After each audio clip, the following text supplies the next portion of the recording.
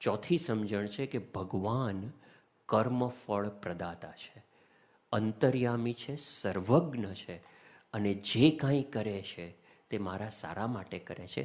તે seems like overlapping with કરતા હરતા, પણ આ જુદી એટલા માટે લખી છે કારણ કે આમાં એક આ પણ સમજણ આવે ને કે ભાઈ મને દુઃખ આવે છે પણ શૂળીનું દુઃખ કાંટે કાઢે છે, મારા અનંત પૂર્વજન્મનું પાપ ક્ષણમાં કાઢે છે, તો આટલું નાનકડું કાંટા જેટલા દુઃખ માટે હું કમ્પ્લેન ન કરું. તો એ ચોથી સમજણ છે. અને પાંચમી સમજણ છે કે ભગવાનનો મારે દ્રઢ આશરો છે. તે 7 દકાલી જેટલું દુઃખ પડશે તો પણ એમાંથી ભગવાન મને ઉગારશે. જેતલપુરનું 5મું વચનામૃત, એમાં મહારાજ આ વાત કરે છે કે ઉગર્યાનો કોઈ આરો નહીં હોય, પણ એમાંથી અમે ઉગારશું, પણ આગળ કન્ડિશન મહારાજ મૂકે છે. અને આ કેવું છે, નોર્મલી આશરો એટલે ભાઈ અમે તમણા ને તમે હમણાં, પણ એ બોલી નાખવાથી પતી નથી જતું.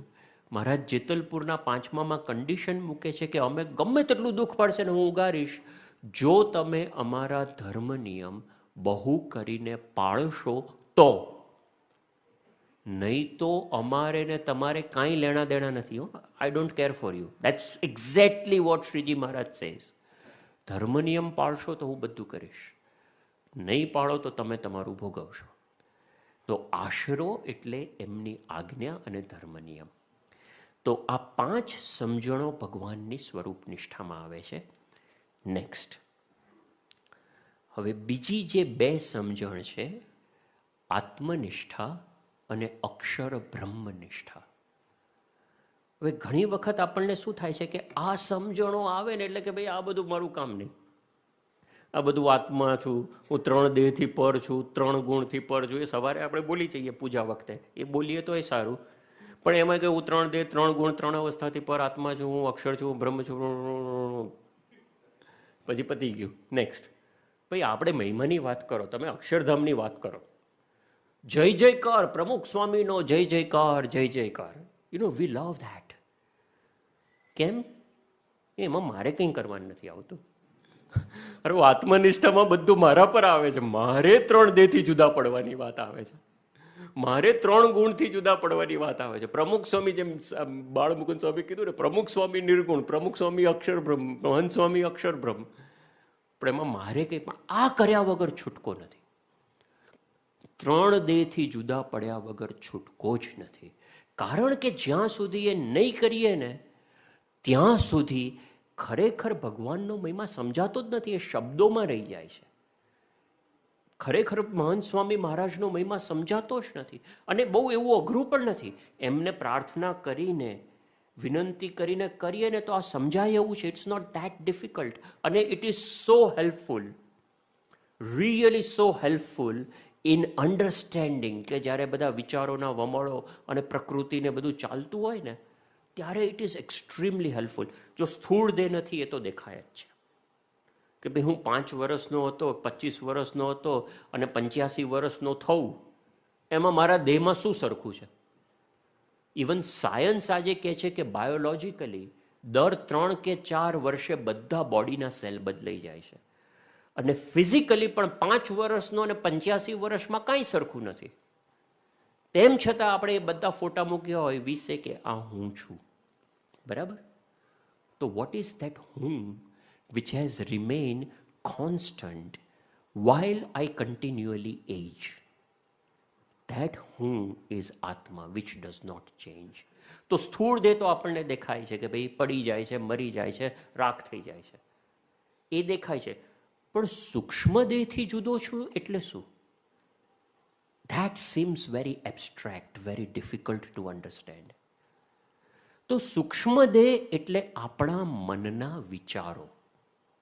અત્યારે જે કંઈ આપણા મનમાં બધું આમ તેમ હખડ ડખડ ફલાણું ઢીકણું ચાલતું હોય એ મનના વિચારો છે. અને એની સાથે આપણી એટલી બધી એકાત્મતા થઈ જાય છે જેને કરીને આપણને દુઃખ થાય છે. સી, દુઃખ વિચારોથી નથી, દુઃખ એ વિચારો સાથે આપણી એકાત્મતાથી છે, સૂક્ષ્મ દેહથી આઈડેન્ટિફાઈ કરીએ છીએ. Again this May sound difficult. I give you a simple example કે ભાઈ મૂવી હોય, ધારો કે કોઈ ફિલ્મ ચાલતી હોય, મૂવી થિયેટરમાં આપણે જઈએ ફિલ્મ જોવા માટે, બરાબર? અત્યારે ઇન્ડિયામાં બાહુબલી નામનું મૂવી આવ્યું છે, માંથી ઘણા, બાહુબલી પાર્ટ 2, અને વોટ્સએપ ઉપર પાર્ટ 1 થયું ને ત્યારથી એના જોક્સ, અરે જોક્સ શું બધું પેલું ચાલે છે કે શું થયું ને કેવી રીતે થયું, બરાબર? એ મૂવી આવ્યું છે અને it has broken all records. મને શું છે ખબર નથી, પણ all records are broken by that movie. હવે ધારો કે એ મૂવી જોવા માટે આપણે જઈએ, બરાબર? અને મને યાદ છે અમે જ્યારે પહેલાં મૂવી જોતા હતા મારા બહેન સાથે કે બીજા બધા સાથે, હું મૂવી જોવા માટે આપણે જઈએ, તો મૂવી જોવા જઈએ તો આપણને ખબર છે, બધાને ખબર છે, મને ખબર છે, મારા બહેનને પણ ખબર છે કે આ થિયેટર છે, સામે વ્હાઇટ દિવાલ છે, પડદો છે, પાછળ પ્રોજેક્ટર છે, એ પ્રોજેક્ટરમાંથી અહીંયા પ્રોજેક્ટ થાય છે, બસ all of us we know this. તેમ છતાં મૂવીમાં જે પેલું સીન ચાલે અને પેલા હિરોઈનને કંઈક દુઃખ આવે કે પેલો છોડીને જતો રહે ને આમ કરુણ દ્રશ્ય આખું હોય અને કરુણ મ્યુઝિક વાગતું હોય અને મારી બેનની આંખમાંથી દડ દડ દડ દડ આંસુ પડે, રડવા જેવું. મેં કીધું અલા કેમ રડો છો? અરે જોને પેલી બિચારીને કેટલું દુઃખ પડે છે. મેં કીધું પેલી બિચારી 5 કરોડ લઈને જલસા કરે છે, આ તો એક્ટિંગ કરે છે, પેલી બિચારીને કાંઈ દુઃખ નથી. પણ કે ના જોને એને આમ થયું ને તેમ થયું ને ફલાણું થયું. Even though we know કે all this is a projection, why do we feel pain? And her pain was real. It was not એને એટલું બધું પેઇન થયું કે આંખમાંથી આંસુ પડી ગયા. The pain is real. So is pain there in our thoughts? Or is pain there in what we are seeing? રડવું કેમ આવે છે આપણને? રડવું એટલા માટે આવે છે કે એ વાર્તામાં આપણે એટલા બધા એકરૂપ થઈ જઈએ છીએ. We engross ourselves so much in that story. એ મ્યુઝિક, એ ડાયલોગ્સ, એ આખું દ્રશ્ય, એ આખું acting, we become so engrossed, we become one, we identify ourselves with that girl who is going through pain. એટલે મને રડવું આવે છે. જો ઇફ આઈ ડોન્ટ આઈડેન્ટિફાય, તો ધારો કે બાજુમાં જ બીજા બેન બેઠા હોય અને એને ડ્રેસમાં રસ હોય તો કે આનો ડ્રેસ બહુ સરસ છે, ક્યાંથી લાવી હશે, અને ઘરેણાં બહુ સરસ છે, એને કંઈ રડવું નથી આવતું. ત્રીજો કોઈ ફિલ્મ મેકિંગનો માણસ બેઠો હોય તો એને એમ લાગે કે oh my god, look at the lighting, આ લાઇટિંગ કેવી રીતે કરી, કેમેરાની મૂવમેન્ટ કેવી રીતે કરી, ડોલી ક્યાંથી લીધી હશે, આમાં શું.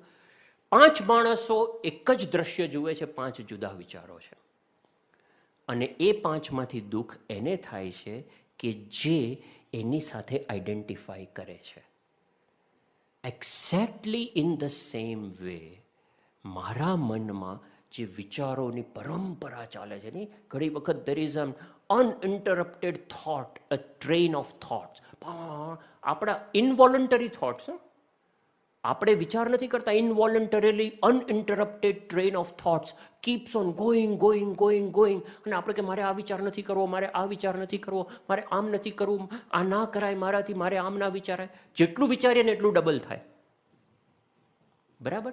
એક સંત હતા, એની પાસે એક ભાઈ ગયા, એ કે મને છે ને આ અમુક સ્ત્રીનો વિચાર આવે છે, મારે નથી કરવો, અને હું બહુ વિચાર કરું છું, પણ બહુ પ્રયત્ન કરું છું, પણ એ વિચાર મારાથી ટળતો નથી, હું શું કરું? તો પેલા સંત કે તું એક કામ કર, તારે છે ને ક્યારેય વાંદરાનો વિચાર નહીં કરવાનો. પેલા કે what are you talking? I am talking about કે મને આના વિચાર આવે છે, એ વિચાર મારે કરવા નથી, એની મારે વાંદરાનો પ્રશ્ન જ નથી. એ કે નો આર્ગ્યુમેન્ટ, તારે ક્યારેય વાંદરાનો વિચાર નહીં કરવાનો.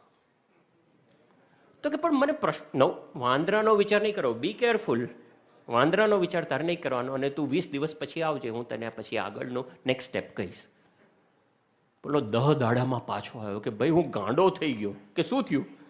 એ કે વાંદરું જ વિચારમાં આવે છે. તમે મને કીધું, I became so conscious, I am not suppose to think of a monkey, I am not suppose to think of a monkey. એટલે મંકી જ વિચારમાં આવ કરે છે. કે precisely that's the point.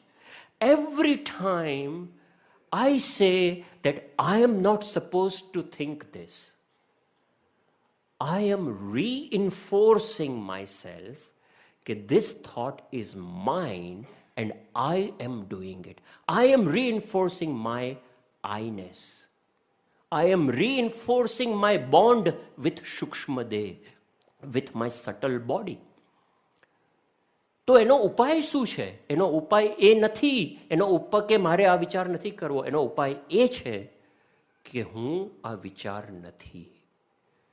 I am not this thoughts. જેમ picture ચાલે છે, પિક્ચરમાં ડાયલોગ ચાલે છે, પિક્ચરમાં દ્રશ્યો બદલાય છે, પિક્ચરમાં મ્યુઝિક ચાલે છે, મારે કાંઈ લેણા દેણા નથી. હું તો અહીંયા ટેસ્ટથી પગ લાંબા કરીને પોપકોર્ન ખાતો ખાતો પેપ્સી પીતો પીતો જોઉં છું. I have nothing to do. The moment I separate myself from my own thoughts, you will be surprised. They will vanish. It's like જેમ આકાશમાં વાદળો ચાલી રહ્યા હોય ને હું દ્રષ્ટા છું. મારા જે અદ્ભુત શબ્દ વાપર્યો છે, હું જોનારો છું. I am an observer. I am a witness. I am not these thoughts. The moment I separate myself from my own thoughts, like in the movie, I separate myself from the story, I have no pain. Story ચાલુ છે, story બંધ નથી, thoughts બંધ નથી થયા. મેં મારી link તોડી નાખી. અને the moment I break my link, I am happy. મહારાજ પ્રથમના 32માં આ વાત કરે છે. બહુ અદ્ભુત મહારાજે, અને ઘણી વાર વાત કરે છે. હું તો ખાલી એક જ વાંચું છું, ખાલી એક જ લીટી વાંચું છું. જો મહારાજ શું કહે છે? મહારાજ કહે છે કે જ્યારે રજોગુણ વર્તતો હોય ત્યારે ઘાટ સંકલ્પ ઘણા થાય. માટે તે સમયે ભગવાનનું ધ્યાન કરવું નહીં, અને તે સમયે તો એમ જાણવું છે હું તો સંકલ્પ થકી જુદો છું અને સંકલ્પનો જાણનારો છું. હું જુદો છું. મારા મનમાં કામ, ક્રોધ, જે પણ વિચારો આવે છે એ મારા નથી, હું જુદો છું. અને અંતઃકરણ તો જેવું નાનું છોકરું, વાનરું, કૂતરું, બાળકનો રમાડનાર તેવું છે. તે સંકલ્પને જોઈને મૂંઝાવવું નહીં. અને અંતઃકરણનો તો એવો સ્વભાવ છે જે વિના પ્રયોજન ચાળા કર્યા જ કરશે. માટે જેને ભગવાનનું ધ્યાન કરવું તેને અંતઃકરણના ઘાટ જોઈને કચવાઈ જવું નહીં, અને અંતઃકરણના ઘાટને માનવા પણ નહીં, અને પોતાને અને અંતઃકરણને જુદું માનવું, અને પોતાના આત્માને જુદો માનીને ભગવાનનું ભજન કરવું. જુદો માનીને ભગવાનનું ભજન કરવું. પ્રશ્ન ક્યાં થાય છે? આપણે ભેગા કરીએ છીએ. પણ હું જુદો છું. મધ્યના 12માં તો મહારાજ સખત વાત કરે છે. એમાં તો કારણ દેહ ઉપર શ્રીજી મહારાજ જાય છે. આ તો હજી સૂક્ષ્મ દેહની વાત છે, મનના સંકલ્પો. મધ્યના 12માં મહારાજ પહેલા પેરેગ્રાફમાં કહે છે ગજબનું વચનામૃત છે, ગજબનું વચનામૃત છે રાજનીતિનું. મહારાજ શું કહે છે? પણ એક્ઝેક્ટ શબ્દો કદાચ આગા પાછા થશે, પણ એનો ભાવાર્થ આ છે. મહારાજ કહે છે કે કામ ક્રોધાદિક ભૂંડી પ્રકૃતિએ ને યોગે કરીને જે પોતાને કામી, ક્રોધી, લોભી ઇત્યાદિક કુલક્ષણે કરીને યુક્ત માને છે તે તો મૂર્ખાઈએ કરીને માને છે. Look at this sentence. કામ ક્રોધાદિક ભૂંડી મારી પ્રકૃતિ છે. પ્રકૃતિ સ્વભાવ છે મારો, બરાબર? મારો કામી સ્વભાવ છે, મારો ક્રોધી સ્વભાવ છે, મારો લોભી સ્વભાવ, મારી પ્રકૃતિ પડી ગઈ છે. હવે જ્યારે પ્રકૃતિ હોય તો પ્રવૃત્તિ તો થાય જ. દેટ મીન્સ કે હું કામીના જેવી પ્રવૃત્તિ કરું છું. હું વારંવાર ક્રોધ કરું છું, હું વારંવાર લોભ કરું છું. અને એટલે હું મારી જાતને કામી, ક્રોધી, લોભી માનું છું. એમાં શું ખોટું કર્યું? What's wrong in it? અલા, મારી પ્રકૃતિ છે, મારી એવી એક્શન્સ છે, અને તો હું કામી નહીં, તો હું ક્રોધી નહીં. Well again please don't take it other way round as an excuse to do that. An excuse કે હવે મારે ક્રોધ કરવાની છૂટ, હવે મારે જેમ વર્તવું એમ વર્તવાની છૂટ. This is not an excuse. This is don't take it other way round. પણ હું એ પ્રકૃતિ છે, હું એ પ્રવૃત્તિ કરું છું અને એને યોગે કરીને હું કામી ક્રોધી માનું છું, તો મહારાજ કહે છે કે હું મૂર્ખ છું. અરે હું કરું છું ને. પછી શ્રીજી મહારાજ આગળ કહે છે, કારણ કે જીવને વિશે તો એ એકે કુલક્ષણ છે જ નહીં, એ તો જીવે મૂર્ખાઈએ કરીને પોતાને વિશે માની લીધા છે. આવું મહારાજ કેટલા વચનામૃતમાં કહે છે, એક નહીં કેટલા વચનામૃતમાં કહે છે. પ્રથમના 20માં તો મહારાજ કહે છે, અજ્ઞાનીમાં અજ્ઞાની, ઘેલામાં ઘેલો, નીચમાં નીચ, મૂર્ખમાં મૂર્ખ. આનાથી વધારે શું કે મહારાજ? આ લિટરલી એમના મનમાં તો છે ને ગાળો આવતી હશે, પણ આજે બહુ કન્ટેન્ટ કરી અને કે આરા તું મૂર્ખ ડફોડ, તને શું કેવું, આમ પેલું આમ એ થઈ જાય ને, નીચમાં નીચ ને મૂર્ખમાં મૂર્ખ. તો કહેવાની વાત શું છે કે હું સ્થૂળ દેહ એટલે કે આ બોડી, સૂક્ષ્મ દેહ એટલે કે મારા વિચારો, અને કારણ દેહ એટલે કે મારા સ્વભાવ પ્રકૃતિથી હું જુદો છું. હું અક્ષર છું, હું બ્રહ્મ છું, હું ગુણાતીત છું. યોગી મહારાજે યોગી ગીતામાં આ લખ્યું છે કે દરરોજ સવારે એવો વિચાર કરવો કે હું પ્રત્યક્ષ બ્રહ્મ સ્વરૂપ છું. જો તાત્વિક રીતે આપણે કોઈ નથી હો, કોઈ સત્પુરુષના રોલમાં ના આવી જાય પાછા. હું હોઉં તો હોઉંની વાત નથી. આ આપણે સામાન્ય જીવ જ છીએ અને આ અક્ષર બ્રહ્મ છે. તાત્વિક રીતે નથી, પણ ગુણની રીતે તો હું અક્ષર બ્રહ્મ જ છું. પ્રમુખ સ્વામી મહારાજ એકવાર અમદાવાદ હતા અને બધા સંતો માંદા હતા, એટલે બધા સંતો છે ને બધું જાત જાતના પ્રોગ્રામ ચાલતા હતા. તો એમાં એક પ્રોગ્રામ શીઘ્ર વક્તૃત્વ, like on the spot elocution કે શું કહેવાય ઇંગ્લિશમાં, જે કહેવાય એ, પણ શીઘ્ર વક્તૃત્વ એવું. એટલે શું, એક પોટ હતો, એમાં બધી ચિઠ્ઠીઓ મૂકેલી. સંત આવે, ચિઠ્ઠી ઉપાડે, જે શબ્દ અંદર લખ્યો કે જે ટોપિક લખ્યો ને તાત્કાલિક એના ઉપર બોલવાનું.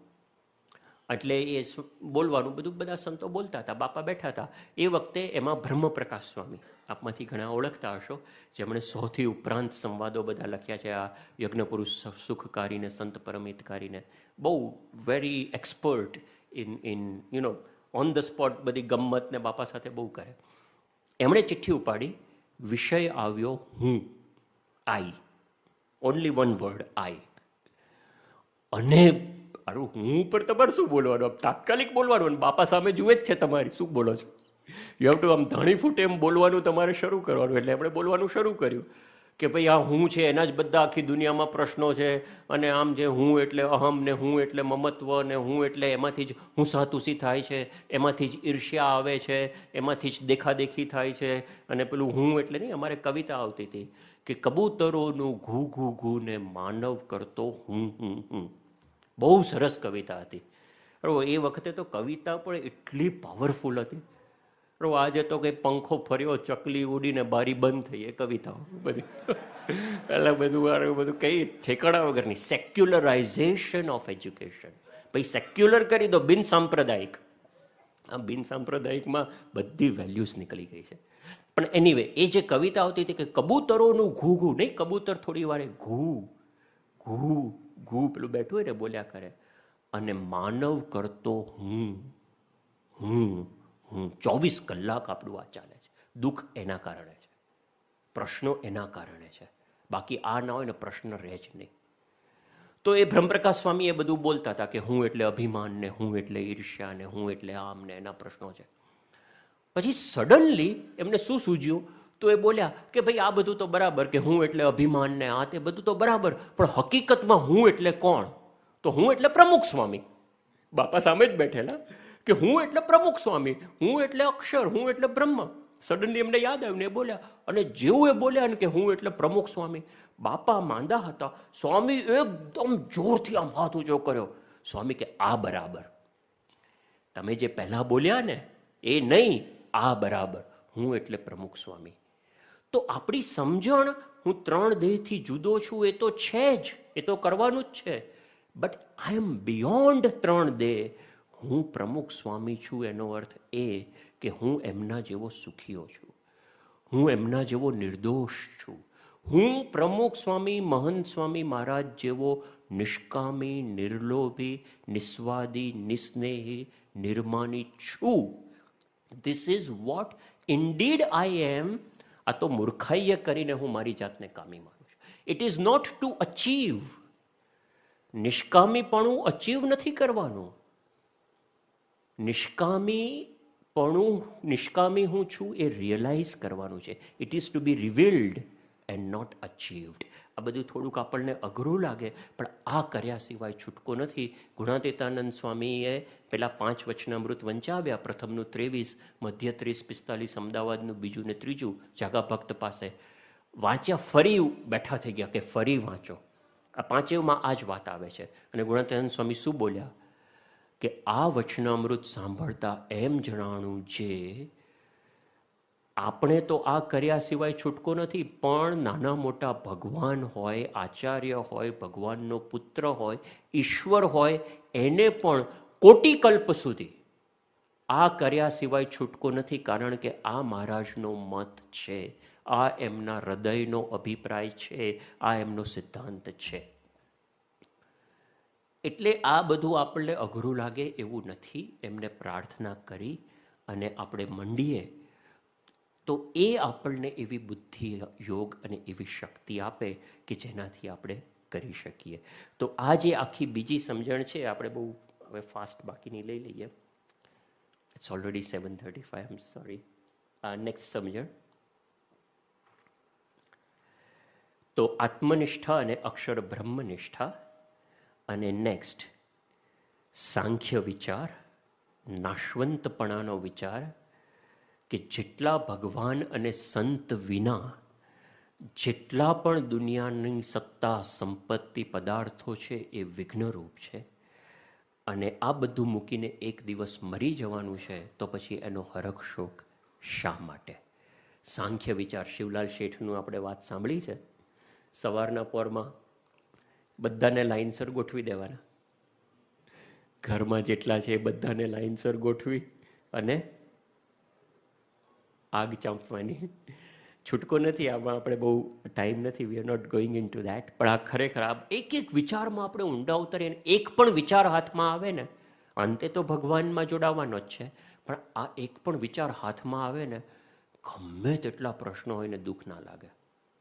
ગમે તેટલા પ્રશ્નો. સ્ટીવ જોબ્સ એણે લખ્યું છે, એના પહેલાં જે ત્યાં આગળ સ્ટેનફર્ડમાં એણે જે લેક્ચર આપ્યું હતું એમાં એણે લખ્યું કે હું જ્યારે 50 એટલે બોલ્યા કે હું જ્યારે 50 વર્ષનો થયો ને, I was on the top of my career.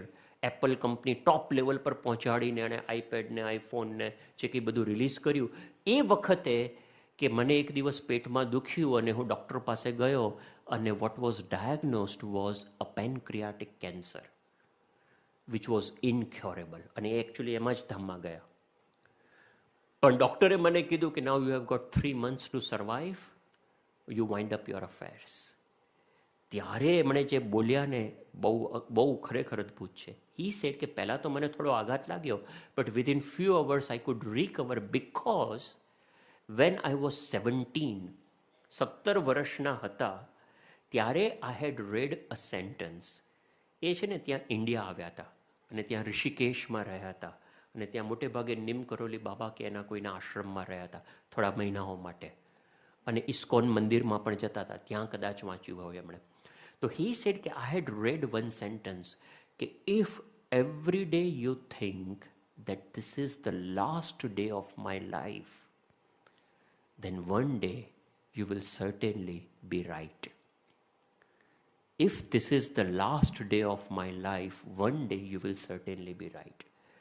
અને કે since that day, એ 17 વર્ષના હતા ત્યારથી 50 વર્ષ, for the last 33 years, every morning when I wake up and go to bathroom and look into the mirror, the first thing I think is, what if today is the last day of my life?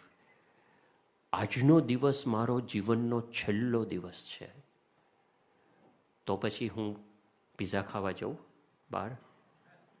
મારે સાંજે ધામમાં જવાનું છે, તો હું જે કંઈ movies જોવા જાઉં, 2 જણનું કઠા કબાડા કરી અને તેને લાભધૂપ કરીને અને કોકનું કરી નાખું, પૈસા મારા પાસે લઈ લઉં, કોકની સાથે ઝઘડા કરું? He says this He says, I would think, what if today is the last day of my life, and what is important for me today? Because in front of death, you are naked. In front of death, there is no ego. There is no minus. કેમ કે એ વખતે પછી તમારું મહારાજે કીધું આ ક્ષણ, આ ઘડી મારે મરી જવું છે.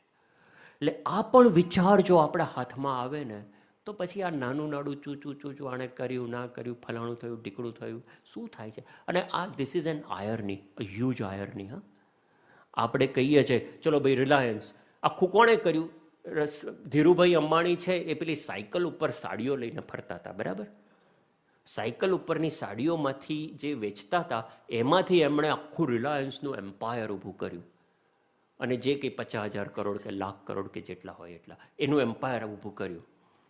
હવે ધીરુભાઈ અંબાણી તો બધા ઉપડી જ જવાનું છે, ઉપડી ગયા. No, it's very much possible. Well, again nothing against Dhirubhai Ambani, અને આ તો ખાલી એક એક્ઝામ્પલ માટે આપણે લઈએ છીએ, સો પ્લીઝ ડોન્ટ કોરિલેટ. પણ ઇટ્સ વેરી મચ પોસિબલ, કેમ કે આ પૂર્વજન્મના કર્મ ને આ તો બધું એવું છે. ગુણાતીતાનંદ સ્વામી કે ખંડેરાવ એક દિવસમાં જેટલું પાપ કરે ને એટલું પેલો ગરીબ આખા ભાવમાં ના કરે, એવું છે. એટલે મોટા માણસના મોટા પાપ હોય છે. તો એવું બની શકે. અને I am not again relating it to this particular person, this is just an example or a hypothesis. પણ કે ભાઈ ધીરુભાઈ અંબાણી છે એ ધામમાં ગયા, હવે બની શકે કે ત્યાં ધારાવીની ઝૂંપડપટ્ટીમાં એમનો જન્મ થયો હોય કદાચ, બરાબર? હવે ત્યાં બાંદ્રા કુર્લા કોમ્પ્લેક્સ ઉપર કે ત્યાં નરીમન પોઈન્ટ ઉપર રિલાયન્સની મોટી ઓફિસ, કેટલાય માળ ઊંચી ઓફિસ, ત્યાં બાર દરવાજો ઊભો હોય અને આ નાનકડો છોકરો નાગડો પુગડો અડધી ચડ્ડી પહેરેલો, નાકમાંથી સેડા નીકળેલો નીકળતા હોય, અને આ બાજુ મુકેશ અંબાણીની ગાડી આમથી નીકળે, અને પેલો ચોકીદાર કહે, અબે લડકે એક બાજુ બીજ મેં મત માલુમ નહીં શેઠ આ રહે. અને મુકેશ અંબાણી પણ બામ ઠીક હે, બરાબર છે, આવા બધાને અહીંયા વચ્ચે નહીં, જો આપણી આટલી મોટી ઓફિસને આવા બધા અહીંયા ફરે છે, અલા તારો બાપ છે. એટલે ચોકીદાર તારા જેવા હજારો ચોકીદારને એમણે રાખ્યા છે. This is a reality, this is an irony, but reality. The moment you die, everything is gone, absolutely gone. આજે જે બધા પ્રોગ્રામિંગ કરે છે, પ્રોગ્રામર્સ અહીંયા બેઠા હશે, મિતુલભાઈ બેઠા છે, વિપુલભાઈ બેઠા છે, બરાબર, ઘણા બધા છે. તો પ્રોગ્રામિંગ ધારો કે કરે છે, હવે તમને એમ કે ભાઈ તું છે ને આનું બેસ્ટમાં બેસ્ટ પ્રોગ્રામિંગ કર, ધ મોસ્ટ એફિશિયન્ટ એલ્ગોરિધમ વાપરીને you program it whole day. રાત પડે છે ને આખું program delete from backup, everything completely deleted. એનો કોઈ પણ સ્લાઇટેસ્ટ ટ્રેસ પણ તને નહીં મળે. આપણને મજા આવે પ્રોગ્રામિંગ કરવાની કે હારા તમે બધું મેથી બધું ઉડાડી મારવાના હો તો ક્યાં કરવા મારે ખાલી માથાકૂટ કરવી. તો ગુણાતીતાનંદ સ્વામી આ વાત કરે છે કે જ્યાંથી અચાનક ઉચાળા ભરવા એના અર્થે ઉદ્યમ કરે છે, અને જ્યાંથી કોટી કલ્પે પણ ઉચાળા ભરવા નહીં એના અર્થે ઉદ્યમ નહીં. ઉદ્યમ કરવાનો છે, આપણું કામ કરવાનું છે, આસક્તિ કાઢી નાખવાની છે કે આ બધું નાશવંત છે. તો એ સાંખ્ય વિચાર. અને નેક્સ્ટ, આ બધું વિઘ્નરૂપ છે. નેક્સ્ટ, સોરી, આપણે વિલ જસ્ટ ક્વિકલી ફિનિશ નાઉ, અને 10 મિનિટમાં આપણે will just have the final survey. But I will just go through this કે જેટલું હું દુઃખી થઉં છું એટલું મારા સ્વભાવોથી દુઃખી થઉં છું. મારે જ સુધરવાની, મારો દૃષ્ટિકોણ બદલવાની જરૂર છે. ભગવાન મારા સ્વભાવો ઘસવા, મારી વાસના ટાળવા આ પ્રશ્નો મોકલે છે. Problem is with me, problem is not outside. આ બહુ અગત્યની 10 મિનિટ છે. Do we have? I am sorry, I am really asking. જો મોડું થતું હોય તો વિલ જસ્ટ સ્કીપ ધીસ. હે છે? એક વખત શું થયું, હું ત્યાં પર્ટિક્યુલરલી મારા સ્વભાવોથી હું દુઃખી થઉં છું.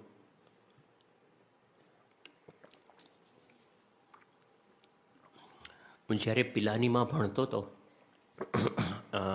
કોલેજમાં, ત્યારે the first year was very difficult for me. એમ કે મારે તો જવું જ નહોતું પિલાની ભણવા માટે. બાપાએ મહાપરાણે મને ધક્કો માર્યો. યજ્ઞવલ્લભ સ્વામી છે ને એ પિલાનીમાંથી ભણેલા છે, એટલે એ મને લઈ ગયા બાપા પાસે. અને મેં કીધું બાપા મારે વિદ્યાનગર છાત્રાલયમાં ભણવું છે કે ના પિલાની ભણવાનું છે. કેમ કે મને શું હતું કે પિલાની રણની વચ્ચે અમદાવાદથી તમે નીકળો તો 20 કલાકે પહોંચો, અને કોઈ સત્સંગનો યોગ નહીં, કશું જ નહીં, અને ત્યાં જઈને આવું આપણે કરવાનું. એટલે વિદ્યાનગર તો છાત્રાલયમાં કેટલું સારું બધો યોગ ને આ ને તે ને તમે રહેલા છો. એટલે તો બાપા કે ના તારે પિલાની ભણવા જવાનું છે. મેં કીધું સ્વામી વિદ્યાનગર બહુ સારું, ત્યાં સંતોનો યોગ. હું બાપાને કહું કે સંતોનો યોગ આમ તેમ. તો કે હવે ડાયો ના હતા, તને કીધું ને એકવાર જા પિલાની ભણવા માટે. તો કે આખા ગુજરાતમાં નથી ભણવાનું, ત્યાં જ જવાનું છે. એટલે મહાપરાણે એક તો પિલાની મોકલ્યો. હવે જેવો ગયો ને એવો પ્રશ્ન શું થયો મારા માટે, કેમ કે હું ભણ્યો તો ગુજરાતી મીડિયમમાં 12મા ધોરણ સુધી, અને અહીંયા પિલાનીમાં સીધું ઇંગ્લિશ મીડિયમમાં બધું શરૂ થયું. અને એમાં પણ બીજો વધારે પ્રશ્ન શું હતો, મારી આજુબાજુ વી હેડ અબાઉટ ગુજરાતના 26 સ્ટેટ્સ હોય તો એના ટોપ 10 તમે ગણો તો 260 થાય. એમાંથી 150 were there in my batch with me. અને એ વખતે ગુજરાતનું બોર્ડનું લેવલ લોઅર લેવલ ગણાતું હતું in compared to central board or other states. એટલે ભણવામાં પણ આપણું ઓછું, અને આ બધા તો ફાંકડું ઇંગ્લિશ બોલે, બધું દૂન સ્કૂલમાંથી આવેલા અને સેન્ટ પોલ સ્કૂલ ને બધા ટોપ નોચ સ્કૂલમાંથી આવેલા, ફાંકડું ઇંગ્લિશ બોલે ને એની વચ્ચે હું સીધો ગુજરાતી મીડિયમમાંથી ગયેલો. I was really into absolute inferiority complex. Because હું કાંઈ પણ બોલું ને એની મજાક થાય. એક વખત હું કંઈ ક્લાસમાં ગયો હતો ને પછી એ ક્લાસમાં I could not attend a class. એટલે પછી મેં પેલા જે મારો ફ્રેન્ડ હતો એને મેં કીધું કે can you please give me your note, I was not there in the class. તો કે વિચ નોટ? મેં કીધું you must have taken this note ને whatever the professor told. એ કે oh you mean notes? Oh okay you mean notes, the class notes? મેં કીધું હા હા નોટ્સ. હવે મને તો ખબર જ નહીં, તમને આપણે ગુજરાતમાં છે ને બધા નોટ બોલે, અલા તારી નોટ આપને. તો હું ત્યાં જઈને કહું તો પેલો કે ઓ નોટ્સ યુ મીન, અચ્છા અચ્છા no problem I give you notes. પણ as it happens in any college this spread campus wide viral કે ભાઈ ઓ કલ્પેશને તમે મળો ને he speaks like this note. અને નોટ એટલે તો ગાંઠ થાય પેલું, બરાબર ને? તો પછી બધા જે ઇવન અમારા ક્લાસમાં પણ બીજા જે છોકરીઓ હતી કે Kalpesh how sweet of you, would you like to tie a knot with me? Okay, it has spread like this. It was insult and humiliation at every other step. અને ક્લાસમાંય મને સમજાય નહીં કશું, કારણ કે પેલા બોલે કે acceleration is equal to velocity divided by time ને ફલાણું ટીકડું ને. હવે ભાઈ એક્સિલરેશન શું? અમારે આઈને ડિક્શનરીમાં જોવું પડે પછી ખબર, કેમ કે અમે ગુજરાતીમાં ભણ્યા હતા પ્રવેગ એટલે વેગ અપોન સમય. હવે વેગ એટલે વેલોસિટી અને પ્રવેગ એટલે એક્સેલરેશન, ધેટ આઈ ડિડન્ટ નો. અને ત્યાં જેવું તમે જાઓ તો ત્રીજા કે ચોથા વીકથી તો એક્ઝામ શરૂ થઈ જાય. એટલે there was huge pressure from every side. આપણે એમાં ખરેખર સત્સંગ કામ લાગ્યો, કેમ કે મેં I presented this problem to doctor Swami. મેં કીધું સ્વામી આવું થયું છે મને સમજ. ડૉક્ટર સ્વામી કે આપણે સહેજે ગભરાવાનું નહીં, એ કે આપણે જે આપણી મજાક કરે ને એને જ કહેવાનું કે ભાઈ મારે આ પ્રશ્ન છે, અમારે સુધરવું છે, પ્રશ્ન મારામાં છે, કે એમાં શું વાંધો છે. અને એમની પ્રેરણાથી I went to the same students કે who ridiculed me the most, who humiliated me the most. કે ભાઈ જો હું ગુજરાતી મીડિયમમાં ભણ્યો છું, 12મા ધોરણ સુધી આમાં ભણ્યો છું, I have not focused on English at all because I didn't like studying languages. I was always interested in math and science. અને આમ એ ગુજરાતમાં છે ને આપણે એના પેલા ટકા ગણાય નહીં ને એટલે you never pay attention. 50 mark આવી ગયા એટલે બહુ થઈ ગયું.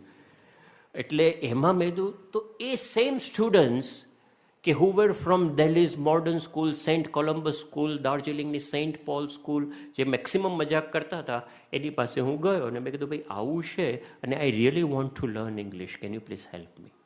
આખો સિનારીઓ બદલાઈ ગયો. આજે ડૉક્ટર સ્વામી ઉપાય આપ્યો, આખો સિનારીઓ બદલાઈ ગયો. ધોઝ કે જે મારી મેક્સિમમ મજાક કરતા હતા, they are today my best friends. હમણાં જ હું સેન હોઝે હતો તો સ્પેશિયલી એ લોકોએ ગેધરિંગ કર્યું અને તે સેડ એ જ લોકો શીખવાડે કે ના કલ્પેશ આમ નહીં આમ થાય, આમ નહીં આમ થાય. ઇફ આઈ એક્સેપ્ટ કે મારો પ્રશ્ન છે, નહીતર નોર્મલી શું થાય છે, મારી સાથે આવા બીજા ઘણા બધા હતા જે લોકો કોઈ મરાઠી એટલે મહારાષ્ટ્રમાંથી આવેલા હોય, બિહારમાંથી આવેલા હોય, આમ brilliant but they have studied in their local vernacular languages. તો આ બધા શું કરે, નોર્મલી આવામાં એમનું ગ્રુપ થઈ જાય અને પછી સામે આ ગ્રુપવાળાને આમ ને પેલા ગ્રુપવાળાને આ બધી હોશિયારીઓ મારે છે ને લેંચું મારે છે ને આમને આવા બધા શબ્દો વપરાય, બરાબર. અને you make your own click, you make your own group and you feel comfortable in that group. But satsang teaches us to go out and learn from others. મારી ભૂલ છે, પ્રશ્ન મારા ઈગોનો છે. અને પછી નેક્સ્ટ સેમિસ્ટરમાં શું થયું કે એક વર્ષ તો આવી રીતે બધું ચાલ્યું અને પછી ધીમે ધીમે કરતાં મને થોડું કરતાં ડિક્શનરી જોતા એમ કરતાં ઇંગ્લિશ એટલે ટેકનિકલ શબ્દો, આમ પેલું એકચ્યુઅલ ઇંગ્લિશ તો હજી નથી આવડતું પણ ટેકનિકલ જે પેલું છે એવું થોડું આવડવા માંડ્યું. સો in the second year then I thought કે now since I understand this completely or properly, now in this semester I want to make 10 out of 10. એટલે કે અહીંયા જે ગ્રેડ પોઈન્ટ એવરેજ હોય છે અહીંયા 4 out of 4 હોય છે, but in short if you make all A grades then you score 10 out of 10. અને વી હેડ ગોટ 7 સબ્જેક્ટ્સ, 7 સબ્જેક્ટ હતા અમારે.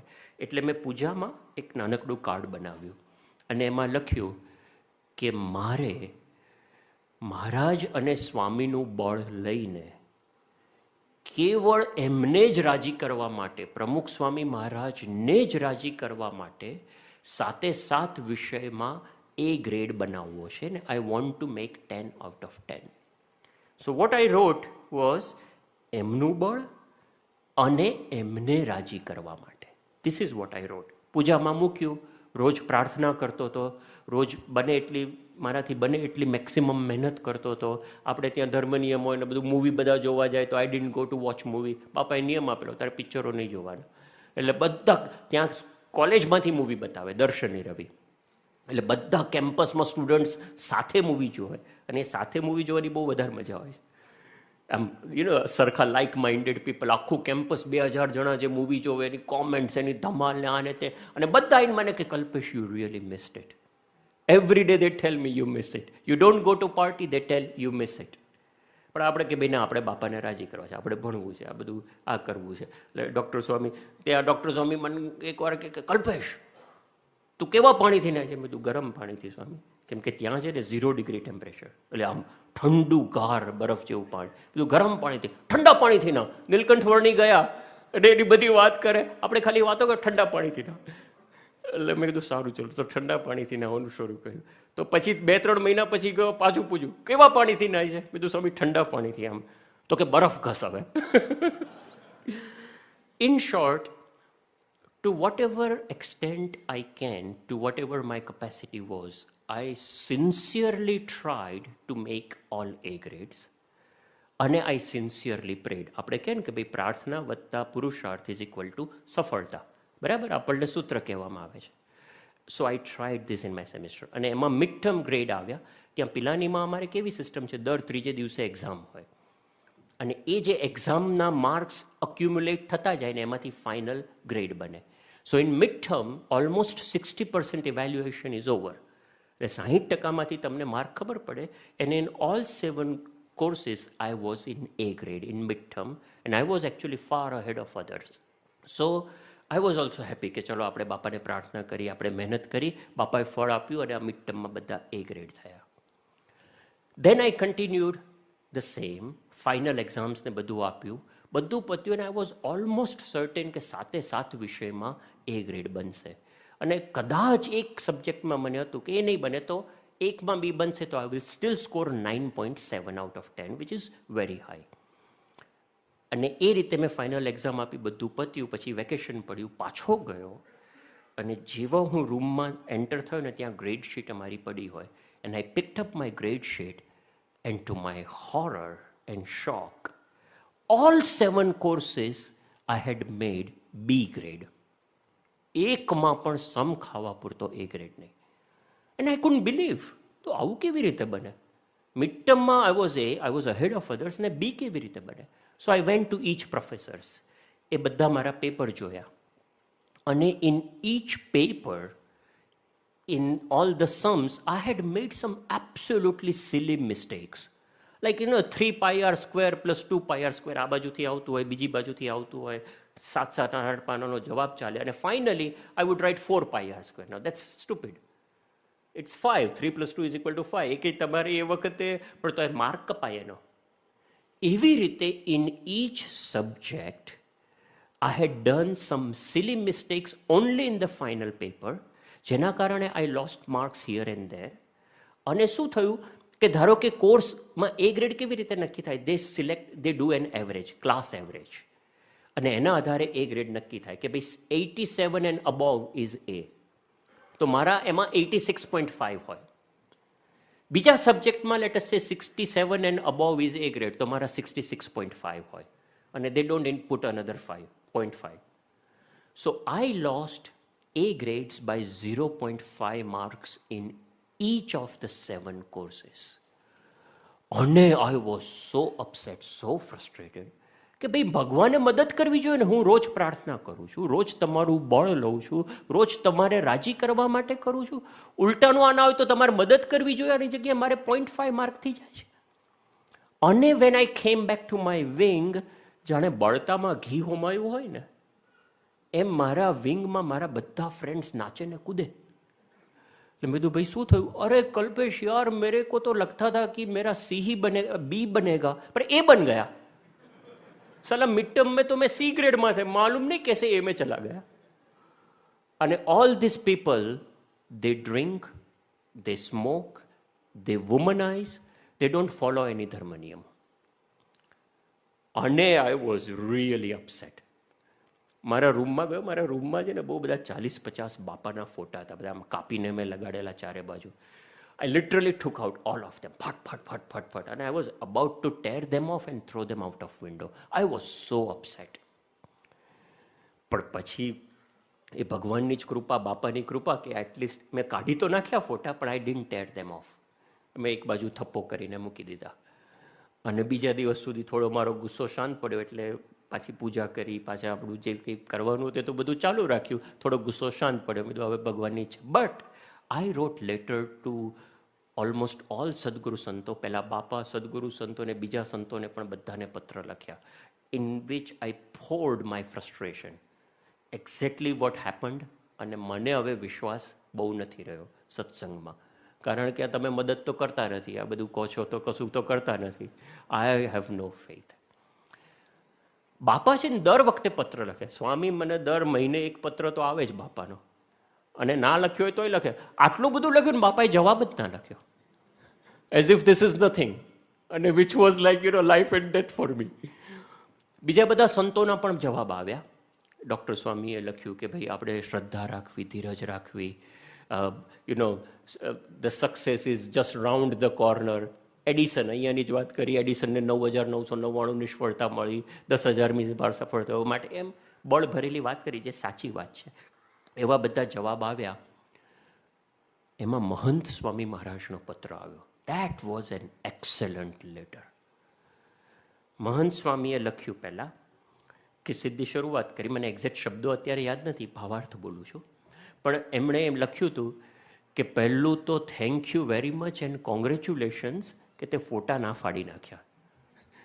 એ કે બહુ કૃપા કરી અમારા ઉપર કે ફોટા ના ફાડી નાખ્યા અને પૂજા કરવાનું ચાલુ રાખ્યું, સત્સંગના નિયમ ધર્મ પાળવાનું ચાલુ રાખ્યું, એ બદલ તારો ખૂબ ખૂબ આભાર.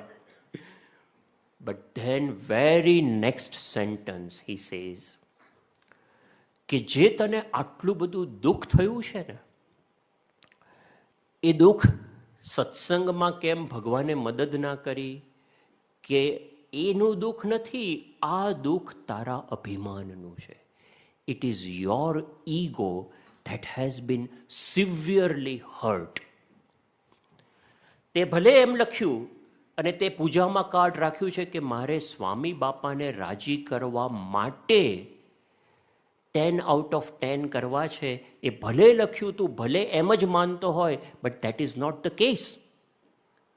ઊંડે ઊંડે અંતરમાં એવી ઈચ્છા હોય છે કે if I make 10 out of 10, આખા કેમ્પસમાં કે જ્યાં આટલા બ્રિલિયન્ટ બધા છોકરાઓ ભણે છે, જે કેમ્પસમાં મારી આટલી મજાક ઉડાવાયેલી, જે કેમ્પસમાં બધા મારી મશ્કરી કરતા હતા, એ કેમ્પસમાં I establish myself as a 10 pointer.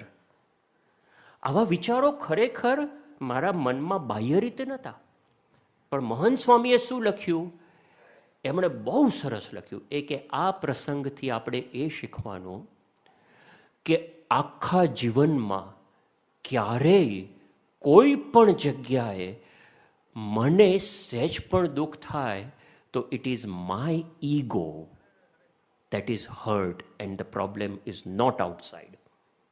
પ્રશ્ન મારો છે. અને એમણે જે લખ્યું એ બહુ પછી મેં કીધું હા વાત સાચી છે.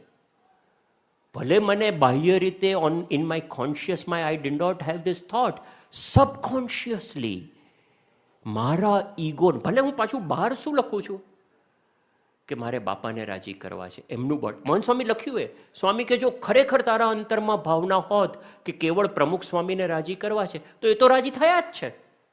એ તો અતિશય રાજી છે કે ભાઈ ચલો તે મહેનત કરી, તે ધર્મ નિયમ પાળ્યા, આ કર્યું તે કર્યું. That is not the final aim of you. Your final aim is the result. All our actions are result oriented actions. અને સત્સંગમાં પણ